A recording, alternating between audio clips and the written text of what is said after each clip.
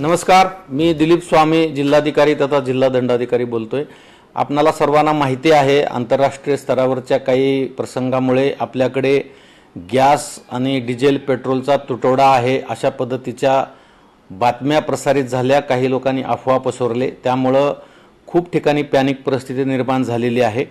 परंतु जिल्हा प्रशासन या संदर्भामध्ये दक्ष असून सर्वत्र तपासणी सुरू आहे। आपल्याकडे डोमेस्टिक म्हणजे घरगुती गॅस वापराच्या संदर्भामध्ये कुठलीही अडचण नाही आहे। त्यामुळे घरगुती गॅस ग्राहकांनी पॅनिक होण्याची कुठलीही आवश्यकता नाही आहे।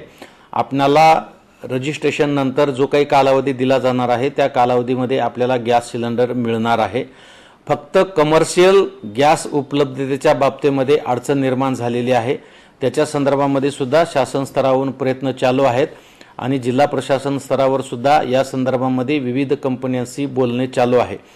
परंतु घरगुती गॅसच्या संदर्भामध्ये ग्राहकांनी पॅनिक होण्याची आवश्यकता नाही।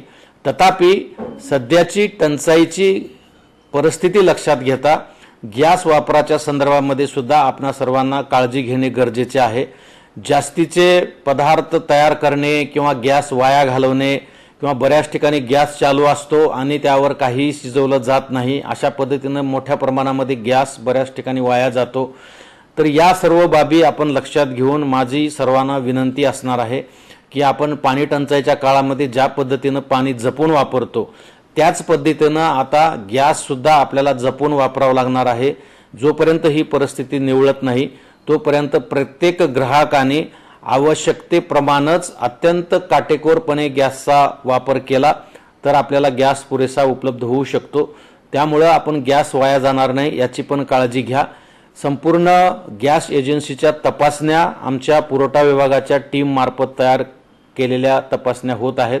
जिल्हाभरामध्ये आपण 11 टीम तयार केलेल्या आहेत आणि कालपासून सातत्याने या ठिकाणी तपासण्या सुरू आहेत।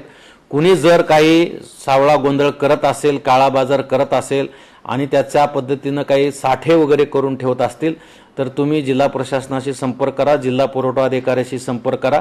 त्याच्यावर आम्ही तातडीने EC ॲक्ट खाली कारवाई करू। परंतु या परिस्थितीमध्ये सर्वांनी थोडं संयम बाळगणे आणि प्रशासनाला सहकार्य करणे आवश्यक आहे। ते आपण कराल असा मी विश्वास बाळगतो। धन्यवाद।